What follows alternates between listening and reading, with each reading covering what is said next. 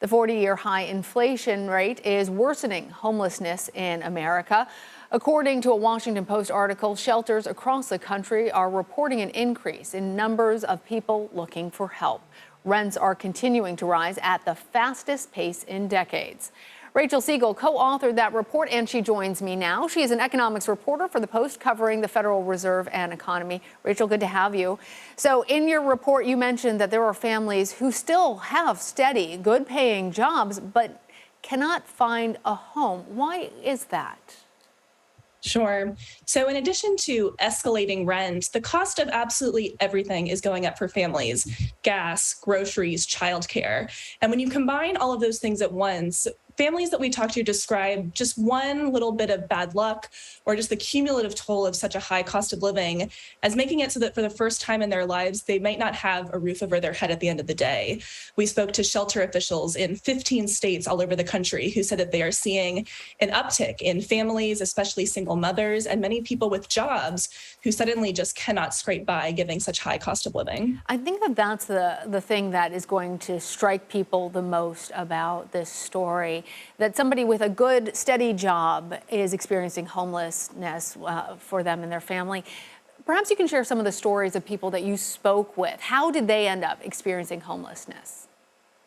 Sure. I mean, we spoke with a number of families who echoed a lot of the same themes. There was one mother in particular, Sabrina Barger Turner, who has two sons, and she's been spending quite a bit of time in and out of hotels or sleeping in her car.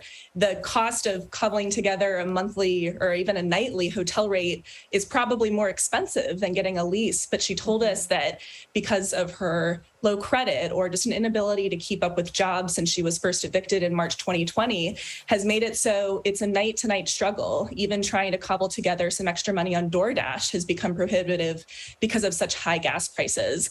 And so sometimes she sleeps in her Nissan Cube and sends her 8 and 13-year-old sons to stay with family for the night.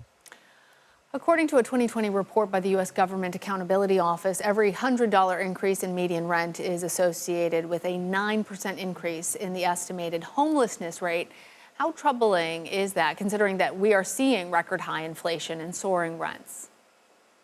It's extremely troubling. And it's extremely troubling when you think about how it isn't only rent that is squeezing families so desperately.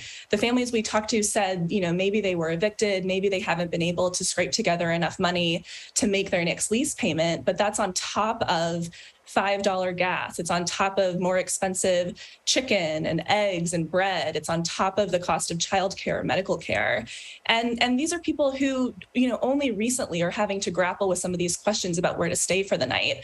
The problem, obviously, too, is that there isn't an expectation that rent is going to go down anytime soon, which is making all this uncertainty that much more painful for these families. And we do know that there are families who experienced a lack of jobs or problems during the pandemic that worked out agreements that they're now that rent is coming due, and that's creating another level of a problem. But Rachel, the Fed has also been aggressively raising interest rates to try and tame inflation, which we've seen an effect on the real estate market, and might it also mitigate the housing affordability crisis when it comes to rentals? How long before we start seeing a positive impact of these policies on the housing and rental market and a decrease in the number of people who are experiencing homelessness? Yeah, I mean, the sobering answer is that we just don't know. As you mentioned, the Federal Reserve has laid out a really aggressive set of interest rate hikes that we're already starting to see cool demand in the housing market. There's been a major run up in mortgage rates, which has caused a lot of people who maybe were aspiring homeowners to bow out of the market. The problem, though, is that it takes a very long time for any sort of cooling off in the home buying market to trickle down to rentals. And rent is up, so markedly in so many cities all over the country that it's making this question of where people can afford to go that much sharper. We're not even talking about people who maybe thought a couple of months ago that they could buy a home.